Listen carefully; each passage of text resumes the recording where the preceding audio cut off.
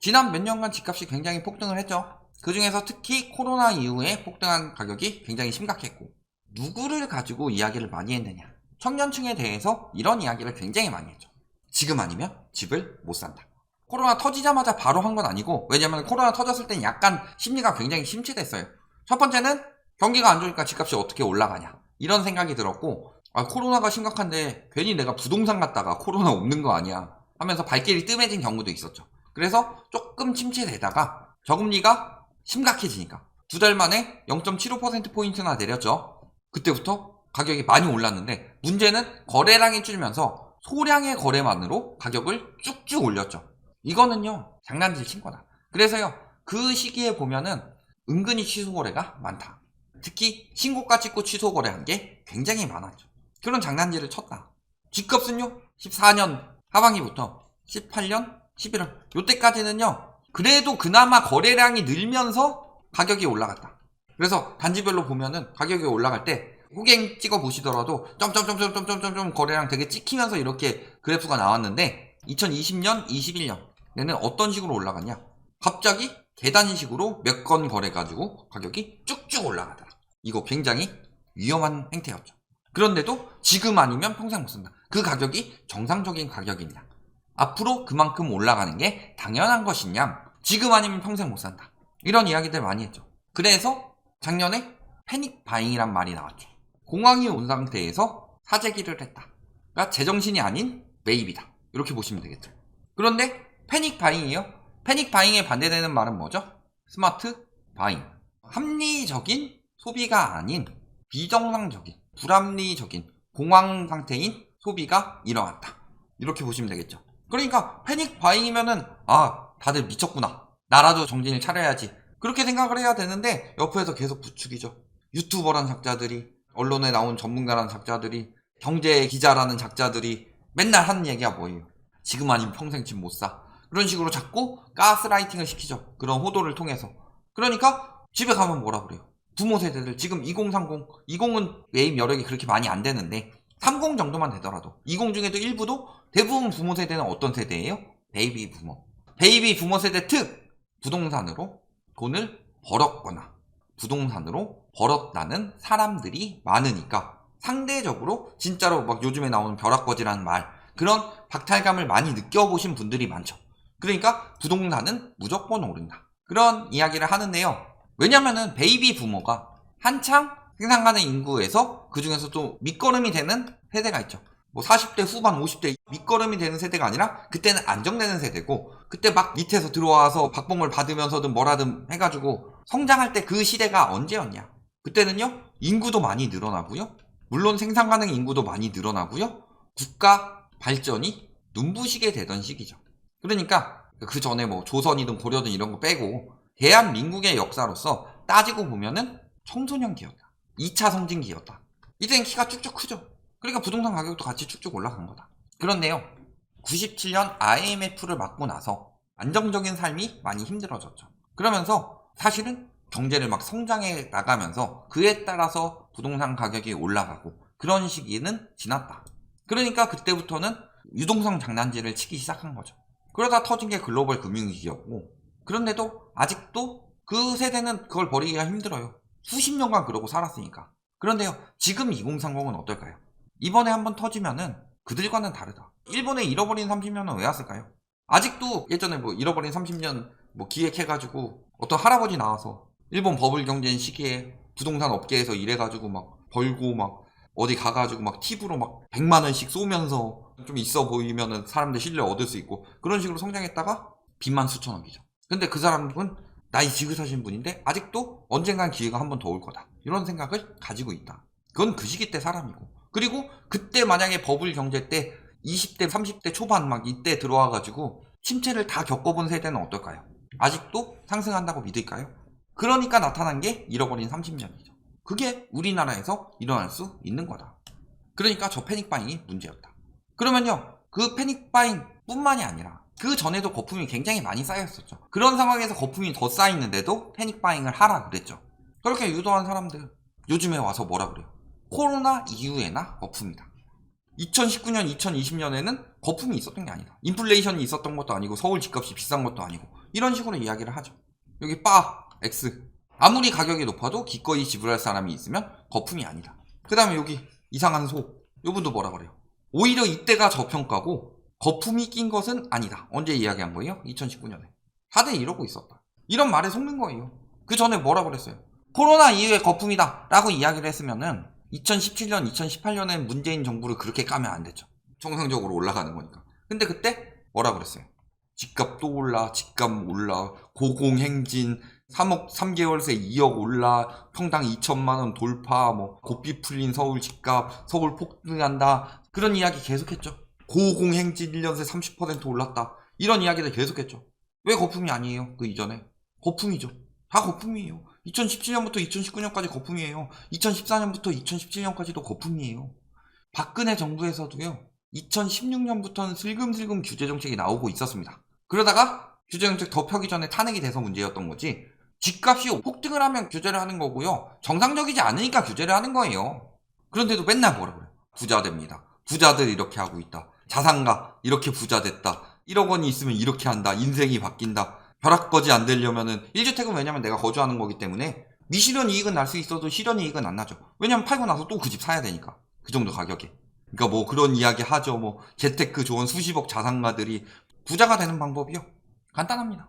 남한테 비싸게 팔고요. 내가 싸게 사면 돼요. 그러니까 남을 밟고 올라서서 부자가 되라. 이런 뜻이죠. 물론 자본주의 사회고 경쟁 사회니까 그럴 수는 있다고 치자. 그런데요. 저렇게 많은 사람들이 다 부자가 될 수 있을까요? 예를 들어서요. 갭투기에서 성공 사례 이야기 많이 나와요. 갭투기에서 실패 사례들도 엄청나게 많았어요. 잘못 생각하고 샀다가. 문제는요. 기록은 승자의 기록만 남죠. 3040 조기 은퇴, 파이어족이 되는 현실적인 방법 해가지고 뭐 40살에 은퇴합니다. 부자 되는 마인드셋. 극단적으로 빠르게 성공하려고 하죠. 솔직히 말씀드려서요. 100명이 파이어족 도전하면요. 2-3명 되고 97명이 망한다.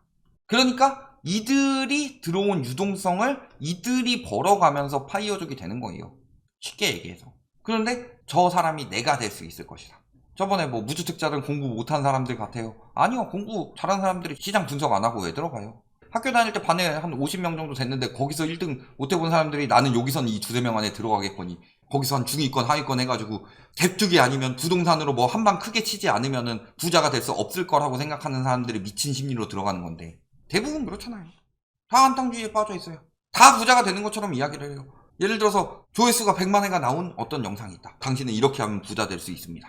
그러면요. 거기서 나오는 영상은 대부분 딱 2가지 중에 하나입니다. 첫 번째는요. 그냥 부자가 되는 마인드. 너무나도 당연스러운 거. 지출을 줄여서 저축을 하고 그 저축을 통해서 올바르게 투자를 하고 잃지 말고 차근차근 잘 성공해 가라. 요거는 그래도 좀 들을만 하죠. 내가 모르는 이야기는 아니지만 결심을 할 수 있으니까. 또 한 가지는 뭐예요? 내가 권하는 거 사면 당신은 부자 될 수 있다. 그래서 당한 게 주식, 코인, 그리고 인제 부동산이에요. 누가 당신한테 그렇게 부자 되는 법을 쉽게 알려줘요? 본인은 그렇게 쉽게 부자가 됐나? 그러면 그 이유를 알려주는 이유는 간단해요. 내가 부동산으로 부자가 되고 싶어요. 주식으로 부자가 되고 싶어요. 코인으로 부자가 되고 싶어요. 그러면 어떻게 해야 돼요? 이 시장이 가치가 올라가고 자본주의 사회에서요. 주식이 올라가고 코인이 올라가고 부동산이 올라가기 위해서는 뭐를 불어넣어야 된다? 유동성. 그러니까요. 판에 참여하는 사람들이 늘어나면 늘어날수록 내가 벌기 편해지죠. 특히 그 사람들이 초보이면 초보일수록. 그러니까 부자 되는 법 알려줍니다 하는 사람들 중에서요. 대부분은 그거예요. 당신에게 알려주고 본인은 현금화해서 빠져나가든가 팔면서 당신에게 그런 식으로 이야기를 해서 수수료를 받아먹든가 아니면은 본인이 진짜 상승장에서 본인도 그렇게 생각하고서 무작정 샀는데 본인도 같이 물리는 경우. 그런데 그런 이야기를 해가면서 나는 이런 식으로 부자 됐다. 난 이런 거 공부해가면서 나는 성공했다. 라고 엄청난 자신감을 가지고 있었던 거죠. 자만이었죠. 그래서 보면은 이렇게 됐어요. 아, 코인은 우리나라에서만 되는 거 아닌데 우리나라 사람들 부추기면 되냐. 김치 프리미엄이라는 게 왜 붙었는데. 그래서 다들 돈 벌기라고 했어요. 계속 이런 식으로 이야기를 했죠. 방송 이후에도. 지금 딱 1년 수익률을 한번 비교해 봅시다. 자, 음마아파트 2021년 9월 거래 평균 23억 8,333만원. 지금은요 21억 4천. 헬리오시티. 자, 요거는 무슨 거래래요? 증거를 갖고 와라. 마레프 한 3개만 뽑아봤어요. 연간 수익률 마이너스 10%, 마이너스 41%, 마이너스 2%. 그래서 요즘에 이런 유머가 돌고 있죠. 원금 손실 절대 없는 투자 방법이 있다. 그러면서 이익도 볼 수 있다. 아니, 원금 손실 안 나고 투자하는 방법이 어딨어. 적금이라고 있다.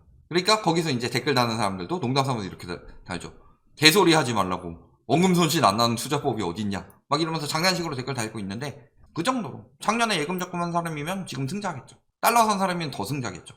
그런 것처럼 안전자산으로 이동해야 할 시기에 부자들은 비싸게 팔고서 안전자산으로 자금을 이동시키는 시기에 본인은 계속 올라간다고 부자 된다고 그 말에 속아서 안전자산에 있는 돈을 빼와다가 위험하게 빚까지 내다가 그 위험자산을 대신 떠안아줬다. 그러니까 빨간 수익률이 나와야 되는데 수익률도 푸르게.